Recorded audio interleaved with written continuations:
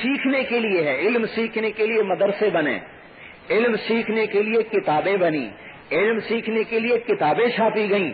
حضور کے زمانے میں تو کتابیں نہیں چھاپی گئیں، حضور کے زمانے میں تو مدرسے کوئی نہیں تھے۔ پہلا مدرسہ 357 ہجری میں، نہیں 304 ہجری میں، 357 میں ایک اور واقعہ ہوا تھا، 304 ہجری میں پہلا مدرسہ مصر میں بنایا گیا، اور اللہ اس کا بھلا کرے جس نے بنایا۔ اگر مدرسے نہ بنتے تو دنیا سے علم مٹ جاتا۔ یہ علم کو بچانے کے لیے تھے، چلا 4 مہینے، یہ کوئی دین میں اضافہ کوئی نہیں، یہ دین سیکھنے کے لیے۔ جیسے ہم نے 8 سال پڑھا، کون سی حدیث میں لکھا ہوا ہے 8 سال پڑھو تو عالم بن جاتا ہے؟ کوئی نہیں۔ یہ ایک نظم ہے، ایک نظام ہے، چلا 4 مہینے ایک نظام ہے۔ بھائی دین سیکھنا ہے، دین کو پھیلانا ہے، کچھ وقت تو لگے گا، تو بھائی 4 مہینے لگا ہے، چلا لگا، اس کی ترتیب بنائی گئی ہے۔ باقی چلا تو ثابت ہے، موسیٰ علیہ السلام سے چلا لگوایا کوہ طور پر، تب تورات عطا فرمائی۔ جو 40 دن تکبیر اولیٰ سے نماز پڑھے اس کو 2 پروانے ملتے ہیں۔ جو 40 دن اللہ کے لیے خالص کر دے تو اس کے دل میں حکمت کے چشمے جاری ہو جاتے ہیں۔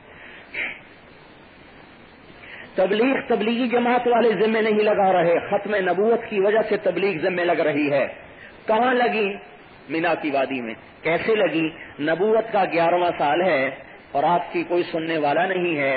آپ کو مدینے کے 6 آدمی ملتے ہیں، عبداللہ بن رواحہ، ابو الحیثم بن تیہان، سعد بن الربیع، اسد بن زرارہ، عبادہ بن صامت، نعمان بن حارثہ۔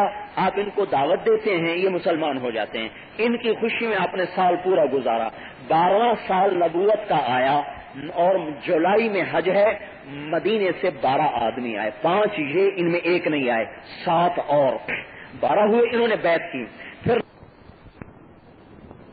غار کو صاف کیا، اپنی پگڑی سے سوراخ بند کیے، پھر کرتا اتار کے پھاڑ کے سوراخ بند کیے، پھر آپ کو دعوت دیا، آپ اندر آئے۔ جب اندھیرا چھٹا تو آپ نے دیکھا ابوبکر کا کرتا کوئی نہیں، کہا ابوبکر تیرا کرتا کہاں ہے؟ کہا یا رسول اللہ میں نے سوراخ بند کیے۔ تو آپ کی آنکھوں میں آنسو آئے، کہا یا اللہ میں ابوبکر سے راضی ہوں، تو بھی اس سے راضی ہو جا اور جنت میں میرا ساتھی بنا دے۔ اللہ تعالیٰ نے فوراً وہی بھیجی، ہم راضی ہیں اور جنت میں آپ کے ساتھی بناتے ہیں۔ 27 کی رات، 28 کی رات، 29 کی رات، 3 راتیں 2 دن رہے۔ یکم ربیع الاول کو نکلے، 8 ربیع الاول کو قباء میں پہنچے، 14 دن قیام فرمایا اور جمعے کے دن 500 مدینے والوں کے ساتھ مدینے کو چلے، بنو سالم کے محلے میں جمعے کی نماز پڑھائی اور سنیت الوداع سے عصر کے قریب آپ مدینے میں داخل ہوئے۔ 10 برس پھر آپ نے محنت فرمائی ہے، جس میں قتال بھی ہوا، جہاد بھی ہوا، امر بالمعروف بھی ہوا، نہی عن المنکر بھی ہوا، سارے احکام وہاں نازل ہوئے۔ پھر آپ نے حج کا اعلان کیا تو آپ نے 24 ذوالحج کو ہفتے دن نماز پڑھی ہے اور آپ زور کی نماز پڑھ کے نکلے اور وہاں ذوالحلیفہ میں قیام فرمایا۔ 12,000 مرد عورت آپ کے ساتھ ہیں اور جب آپ مکے میں پہنچے تو 1,24,000 ہو چکے ہیں۔ آپ عمرے کے لیے باب بنی شیبہ سے بیت اللہ میں داخل ہوئے، آپ نے طواف کیا، پھر سعی کی، پھر وادی ابتہ میں جا کے قیام فرمایا 4 دن، پھر اس کے بعد ہم مینا میں گئے جمعرات کو، عرفات میں گئے جمعے کو، جمعے کا حج تھا اور خطبہ دیتے ہوئے یہ آیت آئی الیوم اکملت لکم دینکم واتممت علیکم نعمتی ورضیت لکم الاسلام دینا۔ ہم نے دین مکمل کر دیا، اسلام مکمل کر دیا۔ پھر آپ شام کو نکلے، مزدلفہ میں آئے، مزدلفہ سے مینا میں آئے اور آ کر کنکریاں ماری۔ حضرت بلال نے چادر سے سایہ کیا، حضرت اسامہ نے اونٹنی کو پکڑا، پھر آپ واپس ہوئے اور آپ نے 63 اونٹ کی قربانی دی، 37 کی حضرت علی نے دی اور 63 کی آپ نے دی۔ پھر آپ نے ابو طلحہ رضی اللہ تعالیٰ عنہ کو بلایا، سر کے بال منڈوانے کے لیے سیدھے طرف کے بال منڈوائے، کہا یہ میرے صحابہ میں تقسیم کر دو، تو وہ بال تبرکاً سب میں بانٹ دیے گئے۔ پھر الٹی طرف کے بال منڈوائے، کہا یہ سارے تجھے ہدیہ، وہ سارے بال ابو طلحہ کو عطا فرمائے، آدھے سر کے صحابہ کو، آدھے سر کے ابو طلحہ کو۔ اس کے بعد آپ نے یہاں خطبہ دیا اور اس میں اعلان فرمایا فَلْيُبَلِّغِ الشَّاهِدُ الْغَائِبَ، میرے بعد تبلیغ کرنا تمہارے ذمے ہو گیا۔ تو تبلیغ کا کام تبلیغی جماعت کی وجہ سے ہمارے ذمے نہیں۔ یہ بات سمجھ میں آئی کہ نہیں؟ تبلیغی جماعت کی وجہ سے نہیں، نہ ان کی وجہ سے ہے، نہ ان کی وجہ سے نہیں. ہمارے لیے تبلیغ والے نمونہ نہیں ہیں. یاد رکھنا، ایک بات عرض کر دوں، نماز کے لیے نمازی نمونہ نہیں. ہم کسی نمازی کی بد عملی کو دیکھ کے کبھی نماز چھوڑتے ہیں؟ کوئی نمازی بتا دے کہ میں نے فلاں نمازی کو دیکھا وہ رشوت لیتا تھا لہذا میں نے نماز چھوڑ دی. کیوں؟ تو اسے پتا ہے نماز حکم الہی ہے اور نمازی ایک بشر ہے، غلطی بھی کر سکتا ہے. کسی روزے دار کی برائی کی وجہ سے روزہ چھوڑا؟ کیوں؟ کہ روزہ حکم الہی ہے. کسی حاجی کی برائی کی وجہ سے کوئی حج چھوڑتا ہے؟ تو کسی تبلیغ والے کی برائی کی وجہ سے تبلیغ کیوں چھوڑ دیں؟ اگر تو تبلیغ رائمنڈ کی وجہ سے ہے اور میری وجہ سے ہے پھر میری برائی کی وجہ سے تبلیغ چھوڑ دیں. اور اگر تبلیغ اللہ کا حکم اور نبی کا حکم ہے تو پھر میں برا ہوں پھر بھی کرنی پڑے گی، میں اچھا ہوں پھر بھی کرنی پڑے گی، میں باعمل ہوں پھر بھی کرنا پڑے گا، میں بے عمل ہوں پھر بھی کرنا پڑے گا. حکم کا معیار افراد نہیں ہے. نماز کی پرکھ نمازی نہیں، نماز کی پرکھ قرآن حدیث ہے. اگر اللہ نے کہہ دیا، رسول نے کہہ جب کرنا ہے. تبلیغ کے لیے تبلیغ والا معیار نہیں ہے. یہ تبلیغ میں چلے لگا کے بھی کیا کرتے ہیں، ایسی تبلیغ کا کیا فائدہ؟ کیا کہتے ہیں ایسی تبلیغ کا کیا فائدہ؟ چلو بھائی وہ تو ایسا کرتا آپ ٹھیک کریں. جیسے کہتے ہیں ایسی نماز کا کیا فائدہ. یاد رکھنا دین کا کوئی عمل فائدے سے خالی نہیں. ایک آدمی داڑھی بھی رکھے جھوٹ بھی بولے، ایک آدمی داڑھی منڈائے جھوٹ بھی بولے، تو ہمارے معاشرے میں یہ ہے کہ داڑھی رکھنے والا بڑا مجرم ہے اور داڑھی منڈانے والا چھوٹا مجرم ہے. کیونکہ داڑھی منڈانے سے سارے حرام حلال ہو جاتے ہیں اور داڑھی رکھنے سے سارے حرام حرام ہو جاتے ہیں. تبلیغ میں جانے سے سارا دین فرض ہو جاتا ہے، تبلیغ میں نہ جائے تو کچھ بھی فرض کوئی نہیں. دیکھو داڑھی رکھ کے جھوٹ بول رہا ہے تو کیا داڑھی منڈانے سے جھوٹ حلال ہو جاتا ہے؟ جھوٹ کس وجہ سے حرام ہے؟ داڑھی کی وجہ سے یا اللہ کے حکم کی وجہ سے؟ صحیح تولنا کس وجہ سے ہے؟ داڑھی کی وجہ سے کہ اللہ کے حکم کی وجہ سے؟ ایک رشوت حلال ہو گئی داڑھی منڈا دی اور رشوت حرام ہو گئی داڑھی. چلا لگایا تو جھوٹ بولنا حرام، چلا نہیں لگایا تو جھوٹ بولنا حلال. یہ ایسی جہالت شیطان نے پھیلا دی. انہوں نے کہا جی داڑھی رکھ کے گناہ کریں تو شرم آتی ہے. میں کہتا ہوں کلمہ پڑھ کے گناہ کریں تو شرم نہیں آتی، تو داڑھی رکھ کے گناہ کرنے سے شرم کا کیا مطلب ہے؟ داڑھی سے شرم نہیں، کلمے سے شرم ہے. یہ بات سمجھنے کی ہے. شرم کلمے کی ہے، کلمے کی. کلمہ کہتا ہے جھوٹ نہ بولو، داڑھی نہیں کہتی جھوٹ نہ بولو. کلمہ کہتا ہے سچ بولو، داڑھی نہیں کہتی سچ بولو، داڑھی نہیں کہتی سچ بولو. تبلیغ نہیں کہتی سچ بولو، کلمہ کہتا ہے سچ بولو. چلے لگانے سے اسلام فرض نہیں ہوا، کلمہ پڑھنے سے اسلام فرض ہوا ہے. اور دیکھو جی 1 سال تبلیغ میں لگا لیا پھر بھی اس کا یہ حال ہے تو سال نہ لگائے تو پھر جو مرضی کرے. اگر تبلیغ میں چلہ نہ لگائے تو پھر سارے حرام حلال ہو گئے اور چلہ لگا لے تو سارا دین فرض ہو گیا. یہ بہت بڑی غلط فہمی ہے. حج کر لے تو سارے گناہ اب سارے حرام اس کے لیے حرام ہو گئے اور حج نہ کرے تو ساری چھٹی. انہوں نے کہا جی اکٹھا ہی معاف کراواں گے اور پہلے ہی مر گئے. پھر میرے بھائیو دین کا تعلق قرآن حدیث سے ہے، افراد سے نہیں ہے. سچ قرآن کہتا ہے بولو. تبلیغ اور داڑھی کی وجہ سے سچ فرض نہیں ہوا. صحیح تولنا قرآن کہتا ہے، داڑھی اور تبلیغ کی وجہ سے صحیح تولنا فرض نہیں ہوا. اگر کوئی تبلیغ والا برا ہے تو تبلیغ چھوڑنے کا حکم نہیں ہے. میں برا ہوں تو مجھ سے لڑو، نماز کیوں چھوڑتے ہو؟ اچھا اگر تبلیغ والے برے ہیں تو پھر نماز بھی تو پڑھتے ہیں، نماز بھی چھوڑ دو. ان کا یہ نماز تو اللہ کا حکم ہے. اچھا نماز اللہ کا حکم ہے، تبلیغ فتو کا حکم ہے. ایسے پاگل پھر رہا بستر اٹھا کے. سارا جہان حرکت میں آیا ہوا ہے. کسی نتھو فتو کے بس کی بات نہیں ہے، یہ کسی تحریک کی بات نہیں ہے کہ اتنے افراد تیار کر سکے. کتنی تحریکیں پھر رہی ہیں دنیا میں، کتنی تحریکیں. افراد ختم ہو گئے، قربانی دینے والے ختم ہو گئے، ہے ہی نہیں. لوگوں کے پاس افراد ہی ختم ہو گئے. اور یہاں اللہ مجمع کا مجمع بھیج رہا ہے. یہ تبلیغی جماعت کا کمال نہیں ہے.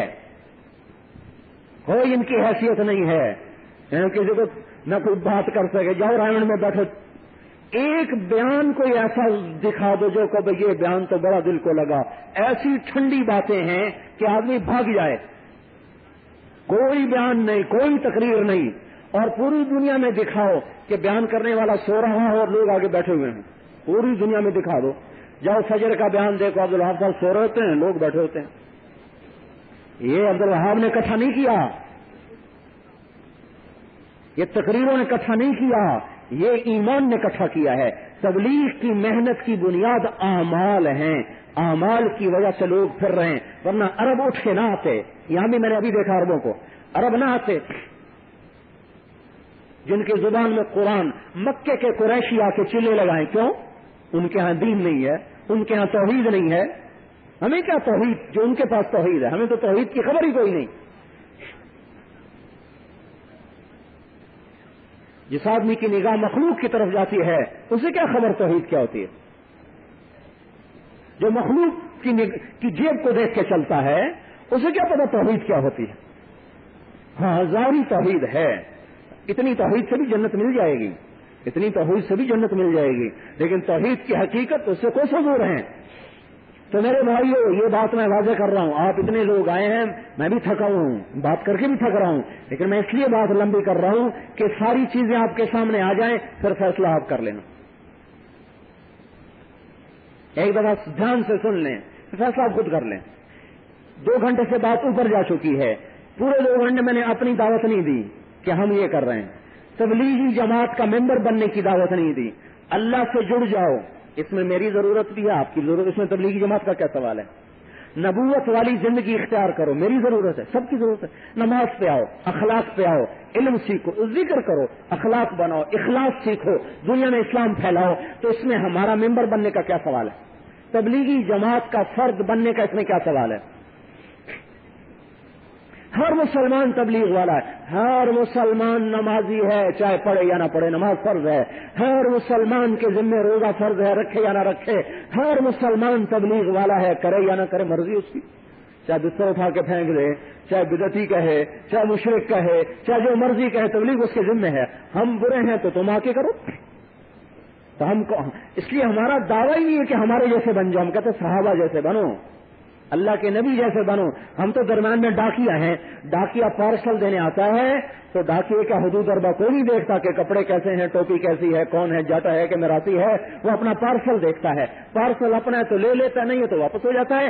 میری حیثیت یا ہر تبلیغ کے آنے والے آدمیوں کی حیثیت ڈاکیے کی ہے، ڈاکیے کی. انہیں مت پرکھو، دوسروں کو پرکھنے کا حکم بھی نہیں، اپنے آپ کو پرکھو. میں کیا ہوں؟ جب یوں کرتے تو 3 انگلیاں اپنی طرف اٹھتی ہیں، ایک دوسرے کی طرف اٹھتی ہے. اگر کسی میں ایک برائی دیکھو تو یاد رکھو تم میں 3 برائیاں پہلے سے ہیں. جو اوروں کی برائیاں دیکھتا ہے اس کو کبھی ہدایت نہیں ملتی. جو اپنے آپ کو اچھا سمجھے وہ کبھی ہدایت پہ نہیں آتا. جو اپنے آپ کو پورا سمجھے وہ کبھی پورا نہیں ہوتا. ہم تو ناقص ہیں، ہمارا دعویٰ ہی نہیں کہ ہم باعمل ہیں. ہم تو بھائی ہم بھی عمل سیکھ رہے ہیں، تم بھی عمل سیکھو.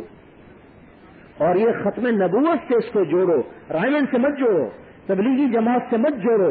تبلیغ کو ختم نبوت سے جوڑو تو پھر سب کے دل میں ہوتا ہے. اسی لیے تو سارے لوگ آ رہے ہیں، عرب کیا، عجم کیا، کالے کیا، گورے کیا، امریکن کیا، افریقن کیا، ایشین کیا، آسٹریلین کیا. دیکھو بھرا پڑا رائمنڈ. اتنے بڑے مجمع کو کوئی حکومت روٹی نہیں کھلا سکتی. روزانہ 5000 آدمی روٹی کھاتا ہے، اتنے بڑے مجمع کو کوئی حکومت روٹی نہیں کھلا سکتی. ان کا یہ آتا کہاں سے ہے؟ یہ کہاں سے آ رہا سارا؟ ان کا جس کی تعریف کر رہا وہی دے رہا. تو تبلیغ ختم نبوت کا کام ہے. اپنے ذمے سمجھو، میرے کرو یا نہ کرو آپ کی مرضی. اپنا ذہن تو صاف کرو کہ میرے ذمے ہے. بھائی ذمے تو سمجھو، ذمے سمجھو گے تو کبھی کرنے بھی لگو گے. ذمے ہی نہ سمجھو تو توبہ کی توفیق کیسے ہوگی؟ اپنے ذمے سمجھیں کہ دنیا میں اسلام پھیلانا میرے ذمے ہے. 4 ارب کافر ہیں، روزانہ لاکھوں کفر پہ مرتے ہیں. 1 ارب مسلمان ہے، شرابی جواری ہو کے مر رہے. کون ان پہ کام کرے گا؟ ساری دنیا میں جاؤ، تبلیغ اپنے ذمہ سمجھو. فَلْيُبَلِّغِ الشَّاهِدُ الْغَائِبُ. अबल्लिगु अन्नी वलो आया इन अल्लाह बासनी काफत लिर्नास रहमतन फअद्दु अन्नी अला व इन रब्बी दाइया व इन्नहु साइली हल बल्लगत फअक़ूलु या रब्बी क़द बल्लगत फलयुबल्लिग अश-शाहिदुल गाइब। ये अहादीस से मुबारका हैं जो कहती हैं तबलीग तुम्हारे जिम्मे है। तो इसलिए मेरे भाइयों, इस आखिरी बात जो मैं अर्ज कर रहा हूं कि तबलीग को तबलीगी जमात से न जोड़ें, तबलीग को खत्म नबूवत से जोड़ें। फिर हर आदमी खत्म नबूवत वाला है, हाँ मेरे भी जिम्मे है, सीखो। सीखने की फिजा अल्लाह ने यहां बना दी है। ये बात गलत फहमी की वजह से लोग नहीं आते, अल्लाह ने सीखने की फिजा बना दी और सारी दुनिया के मुसलमानों को अल्लाह ने इकट्ठा कर दिया। उम्मत तो पहले ही टूटी पड़ी इख्तिलाफी बातों में लड़ लड़ लड़ लड़ के एक दूसरे का खून कर दिया। इसको इस्लाम का नाम दे दिया कि ये इस्लाम है, कि एक दूसरे को मारते रहो, ये इस्लाम है। इसका आखिरी फायदा काफिर को जाता है। सलमान बड़ी दौलत है, सलमान को काफिर कहना आसान काम नहीं है।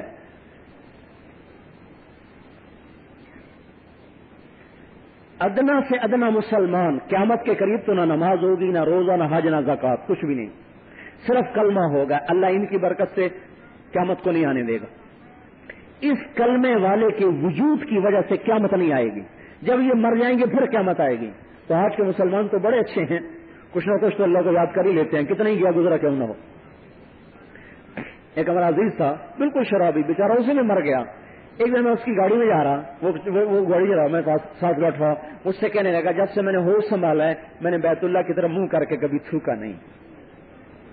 हैरान हो गया, या अल्लाह, कभी हमें इसका ख्याल नहीं गुजरा। और वो बेचारा सारी जिंदगी नशे करता करता नशों में मर गया, लेकिन उसके अंदर का हाल ये था कि बैतुल्लाह की तरफ मुंह करके कभी थूका नहीं। अल्लाह अकबर। से किसी मुसलमान को हकीर न समझो, पता नहीं कौन सी बात अल्लाह को पसंद आई पड़ी हो और आप उसके ऐब निकाल रहे हो और वो बख्शा जा चुका हो। तो तबलीग अल्लाह का हुक्म है, अल्लाह के रसूल का हुक्म है, लिहाजा हमारे जिम्मे है। रायमंड की वजह से नहीं, तबलीगी जमात की वजह से नहीं, खत्म नबूवत की वजह से जिम्मे है। सारी दुनिया में इस्लाम फैलाना हमारे जिम्मे है। जाओ फैला दो। इतनी बात आपने मिना में कही और फिर उसको सहाबा ने सच करके दिखाया। 10 हिजरी में आपका इंतकाल हुआ और 90 हिजरी में इस्लाम पाकिस्तान में आ गया। 80 साल के अंदर अंदर इस्लाम मुल्तान तक, दीपालपुर तक, कश्मीर तक और काशगर तक और सेनेगाल तक, चाड तक, शुमाली अफ्रीका, जनूबी फ्रांस, पुर्तगाल, सारा उंदलुस, इस्तांबुल के दरवाजों तक इतना बड़ा हुदूद दरबा उनके पांव के नीचे सिमट के आ गया। सिर्फ 80 साल के अंदर ये इस्लाम फैला है। 5 सहाबा पंजगूर में हैं। हुममा रज़ियल्लाहु तआला अन्हु अस्फहान में दफन है। बरा इब्न मालिक नेहावन में दफन है। नोमान इब्न मुकर्रिन, बरा इब्न मालिक तुस्तुर में है। नोमान बिन मुकर्रिन और अमर इब्न महदी करब नेहावंद में है। अब्दुर्रहमान इब्न समरा खुरासान में है। अबू राफी गिफारी खुरासान में है और रबी इब्न ज़ियाद अल-हारिसी सजिस्तान में है और उक़बा इब्न नाफ़े अलजायर में है। अबू जुमा अंसारी त्यूनस में है। अबू लुबाबा अंसारी त्यूनस में है। अब्दुर्रहमान बिन अब्बास महबूब बिन अब्बास शुमाली अफ्रीका में है। रुवैफा अंसारी लीबिया में है। अब्दुर्रहमान गाफिकी फ्रांस में है। असद बिन फुरात लीबिया में है। अबू यूब अंसारी इस्तांबुल में है। अबू तलहा अंसारी जज़ायर रोम में है। अबू उबैदा बिन जर्राह उर्दुन में है और उक़बा इब्न आमिर मिस्र में है और खालिद इब्न वलीद शाम में है। फज़ल इब्न अब्बास शाम में है। अबू दरदा शाम में है। बिलाल शाम में है। उबादा बिन सामित उर्दुन में है। शुराबील बिन हसना उर्दुन में है। ज़रार इब्न अज़र उर्दुन में है। महाज इब्न जबल उर्दुन में है। अब्दुर्रहमान बिन महाज उर्दुन में है। अब्दुल्ला इब्न रवाहा उर्दुन में है। ज़ैद इब्न हारसा उर्दुन में है और जाफर बिन अबी तालिब उर्दुन में है اور یہ ایک لہر جا رہی، یہ صحابہ ہیں، ان کی قبریں بنتی جا رہی اور اسلام پھیلتا جا رہا. ان کے گھر چھوٹے اور ہم تک اسلام آیا. اب ہم کہیں گھر چھوڑنا کہاں لکھا ہوا ہے؟ جہاں لکھا ہے وہاں آپ پڑھتے نہیں، جہاں پڑھتے ہیں وہاں لکھا ہوا کوئی نہیں، تو کیسے مسئلہ حل ہو؟ نوائے وقت میں تو نہیں لکھا ہوگا، ڈائجسٹ میں تو نہیں لکھا ہوگا. صحابہ کی زندگی پڑھو، وہاں نظر آئے گا کہ کہاں پیدا ہوئے کہاں مرے. تو تبلیغ وہ پرانا سبق ہے، کوئی نئی جماعت نہیں وجود میں آ گئی. اپنا سمجھو، اللہ کرو یا نہ کرو اپنا سمجھو، اپنے ذمے تو سمجھیں. ایک آدمی نہ نماز پڑھے نہ ذمے سمجھو تو برباد ہو گیا. حجی میرے ذمے ہے، میری کوتاہی ہے، دعا کرے اللہ مجھے توفیق دے، مل جائے گی کسی دن. حجی تبلیغ میرے ذمے ہے، کوتاہی ہو رہی، دعا کریں اللہ معاف کرے، توفیق مل جائے گی. کہ ہمارے ذمے کوئی نہیں کہ بچے چھوڑ کے چلے جانا اور گھر چھوڑ کے چلے جانا اور بستر اٹھا کے چلے جانا. یہ کہاں لکھا ہوا ہے؟ پڑھو صحابہ کی زندگی، اس میں لکھا ہوا ہے. اتنے نام تو میں نے گنا دیے کہ کہاں کہاں دفن ہے، کہاں پیدا ہوئے، کہاں دفن ہوئے. اور بھی نظر آ جائیں گے، اور بھی مل جائیں گے. فروخ رحمت اللہ علیہ اپنی بیوی کے پاس آئے، کہنے لگے ترکستان میں جہاد ہو رہا ہے، میں چلا جاؤں. کہنے لگی میں حاملہ ہوں، مجھے اکیلا چھوڑ کے جاؤ گے؟ کہنے لگی تیرا حمل اللہ کے سپرد، یہ 30,000 درہم ہیں، یہ تو رکھ کر مجھے اجازت دے میں جاؤں اللہ کے راستے میں. اس زمانے کی عورتیں آج کی طرح تو نہیں تھی نا کہ ہم نہیں جانے دیں گی. انہوں نے اپنے یہ نہیں کہ ان کے حق نہیں تھے، انہوں نے حق معاف کر دی، کہا معاف ہے آگے لے لیں گے. بقول مولانا سعید خان صاحب کے کہ وہ کہتے رحمت اللہ علیہ، وہ یہ کہہ کے نکلتے تھے لوٹ گیا تو ہو جائے گی ملاقات، نہیں تو جنت میں مل لیں گے. اب یہ نکلے فروخ رحمت اللہ علیہ بیوی کو حاملہ چھوڑ کے کہاں؟ ترکستان کی طرف. 1 مہینہ، 1 چلہ، 3 چلے، 1 سال، 2 سال، 3 سال، 4 سال، کوئی خبر نہیں فروخ کہاں گئے. پیچھے بیٹا پیدا ہوا، پروان چڑھا، جوان ہوا، اس کی جوانی ڈھل رہی، یہ بچہ پروان چڑھ رہا، وہ اپنے خاوند کی آس میں انتظار میں دیواروں کے ساتھ اس کی جوانی گزر رہی. سیاہی سفیدی میں بدل گئی، رونق جھریوں میں بدل گئی، جوانی بڑھاپے میں بدل گئی. آس کا پنچھی پھر بھی نہ ڈوبا، انتظار پھر بھی رہی کہ کبھی تو آئے گا، کبھی تو آئے گا. 30 برس گزر گئے، فروخ کا پتہ ہی کوئی نہیں. کبھی خبر آئے کہ زندہ ہے، کبھی خبر آئے کہ شہید ہو گیا.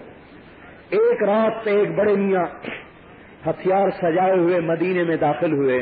لوگ عشاء پڑھ کے لوٹ چکے اور یہ اپنے گھوڑے پہ دل کی چال چلتے آ رہے. ان خیالات میں غلطاں اور پیچاں، پریشان حیران. یہ کون ہے؟ یہ وہ جوان ہے جو آج سے 30 برس پہلے نکلا تھا کالی داڑھی کے ساتھ، آج لوٹا ہے سفید داڑھی کے ساتھ. فروخ اس سوچ میں ہے کہ بیوی زندہ بھی ہے یہ مر گئی، حاملہ تھی کیا ہوا. 30 برس میں تو نسل ختم ہو جاتی ہے، کوئی مجھے پہچانے گا بھی صحیح کہ نہیں پہچانے گا. انہی خیالات میں اور انہی افکار میں ڈوبے ہوئے چلتے چلتے آہستہ آہستہ اپنے گھر کے دروازے پر پہنچے. گھر کا دروازہ پتہ نہیں کیسے کھلا رہ گیا تھا تو گھر کے اندر داخل ہو گئے. گھوڑے سمیت جو اندر اور گھوڑے سے اترے، گھوڑے کی آواز، ہتھیاروں کی آواز. ان کے بیٹے تھے ربیعہ، وہ اٹھ کے کھڑے ہوئے. دیکھا تو چاندنی میں ایک بڑے میاں گھوڑے کی لگام پکڑے ہتھیار سجائے کھڑے ہوئے. ان کے تن بدن میں آگ لگ گئی. انہیں آگے بڑھ کے یوں ان کو گریبان سے پکڑا. کہا بڑے میاں تجھے شرم نہیں آتی؟ مسلمانوں کے گھر میں بغیر اجازت کے داخل ہوتے ہو، پردے دار گھر میں. اب یہ بیچارے گھبرا گئے. انہوں نے یوں سمجھا کہ شاید میں غلطی کھا گیا، کسی اور گھر میں آ گیا. 30 برس. کہنے کہ بیٹا معاف کر دینا، میں یہ سمجھا یہ میرا گھر ہے، میں اپنا گھر سمجھ کے آ گیا. تو انہوں نے نا ایک اور جھٹکا دیکھا. اچھا شرم بھی نہیں آتی جھوٹ بولتے ہوئے؟ ایک غلط کام کیا، ادھر گناہ بدتر از گناہ، اوپر سے کہ تو گھر میرا ہے، چلو میں تمہیں قاضی کے پاس لے کے چلتا ہوں. اب یہ معذرت کر رہے، وہ غصہ دکھا رہے.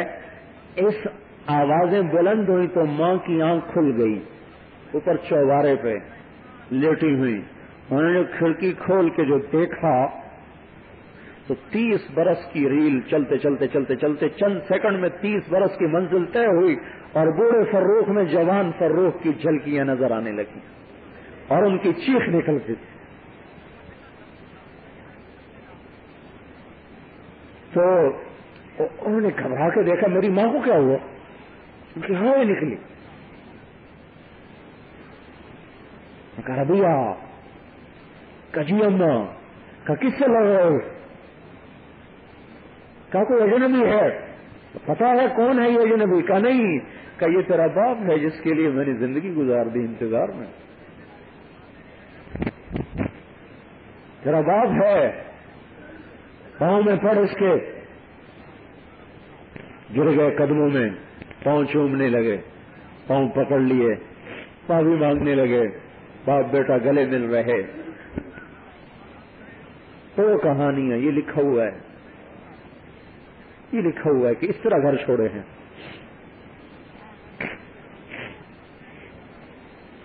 فجر کی اذان ہو گئی، میاں بیوی کی کہانی چلتی رہی 30 برس کی.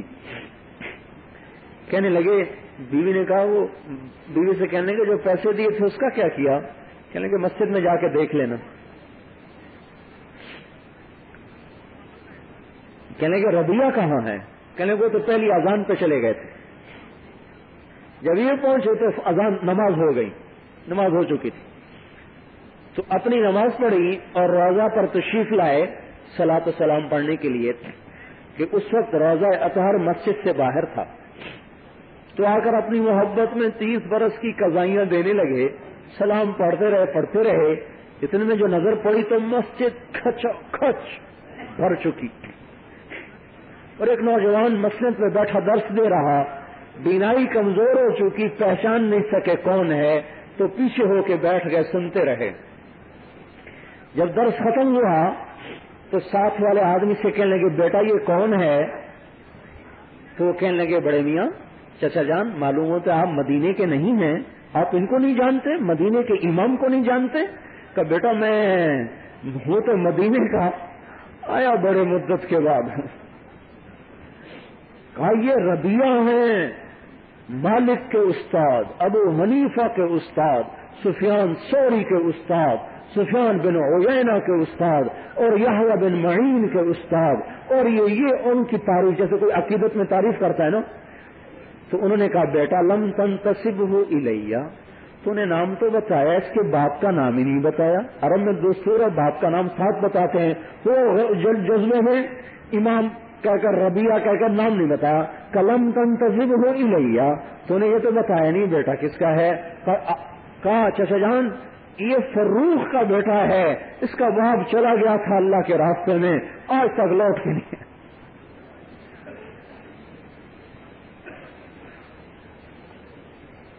پڑھو تاریخ، چھوڑو اخباروں کا پڑھنا اور ناولوں کا پڑھنا، چھوڑو تاریخ پڑھو، پھر پتہ چلے کہ اسلام کے پھیلانے کے لیے کیسے گھر چھوٹے، کیسے سہاگ اجڑے اور کلمہ کیسے دنیا میں پھیلا. ایسے تو نہیں رضی اللہ عنہ بن گئے تھے، اس میں بن گئے. قرآن پکار پکار کے بولا کہ جنت واجب ہوگی، ایسے ہی.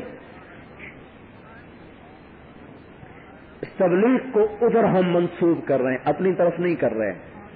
ادھر ہے، ادھر ہم بھی ادھر دوڑ رہے ہیں. آپ سے کہہ رہے ہیں آپ بھی ادھر ہی دوڑیں. ان کا لڑنا ملک فتح کرنے کے لیے نہیں تھا، ان کا لڑنا، ان کا قتال اسلام کے تبلیغ کے لیے تھا. تبلیغ نہ ہو تو لڑنا بیکار ہے. لڑنا تبلیغ کے لیے ہے. نہیں مانتے تو صلح کرو، نہیں صلح کرتے تو آ جاؤ کرو، یا تم مرو گے یا ہم مریں گے. تو اس لیے میرے بھائیوں اللہ کے واسطے یہ میں نے 3 گھنٹے اس لیے بات کی ہے کہ آپ کا میرے اوپر حق ہے، میرا آپ پر حق ہے. آپ جو اتنا مجمع آیا ہے میرے ذمے میں آپ کے سامنے ساری بات رکھوں. آپ کے ذمے کیا ہے کہ آپ اس کو بیٹھ کے سوچیں کہ وہ جو 3 گھنٹے بات ہوئی ہے اس میں کون سی بات ہے جو ہمارے مطلب کی نہیں، جو آپ کے مطلب کی نہیں وہ آپ چھوڑ دیں. میرا کلام وہی نہیں ہے، اس میں خطا بھی ہوگی. جو خطا ہے اس کو دفع کر دیں. میں انسان ہوں، میرے کلام میں زیادتی بھی ہوگی، کمی بھی ہوگی، غلط بھی ہوگا، کچھ صحیح بھی ہوگا. جو میں نے اللہ اس کے رسول کی طرف سے بات نقل کی ہے وہ انشاءاللہ 100% صحیح ہے، سچ ہے. جو میں نے اپنی کو ساتھ شرح کی ہے وہ ممکن ہے غلط بھی ہو سکتی ہے، لیکن یہ محنت آپ کے ذمہ ہے، تبلیغی جماعت کی وجہ سے نہیں، ختم نبوت کی وجہ سے.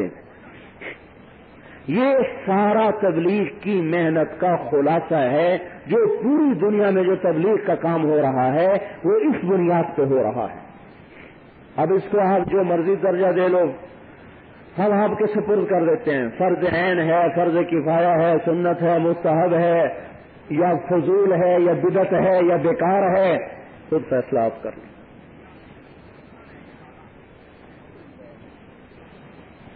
ضرورت لوگوں کو بڑی ہے. پھر جاؤ میرے بھائیو، پھر جاؤ. بیٹھنا جرم سمجھو اپنے لیے. کبھی عرش پر، کبھی فرش پر، کبھی در بدر، کبھی ان کے گھر. میں عاشقی تیرا شکریہ، میں کہاں کہاں سے گزر گیا. کبھی راستوں میں تنہا، کبھی ہوں ورود صحرا.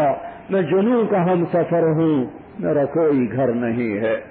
ہمارا گھر گجرات نہیں ہے، پھالیا نہیں ہے، ملتان نہیں ہے، خانوال نہیں ہے. جنت ہمارا گھر ہے.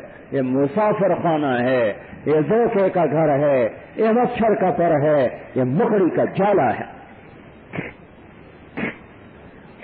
کب تک رہنا ہے؟ آخر ہی جانا ہے. تو یہ ساری جو تبلیغ کی محنت ہو رہی ہے ان چیزوں کو سامنے رکھ کر ہو رہی ہے. ضروری ہے، غیر ضروری ہے، واجب ہے، فرض ہے، خود ہی درجہ دے لو. ہم نے تو سارا موضوع آپ کے سامنے رکھ دیا.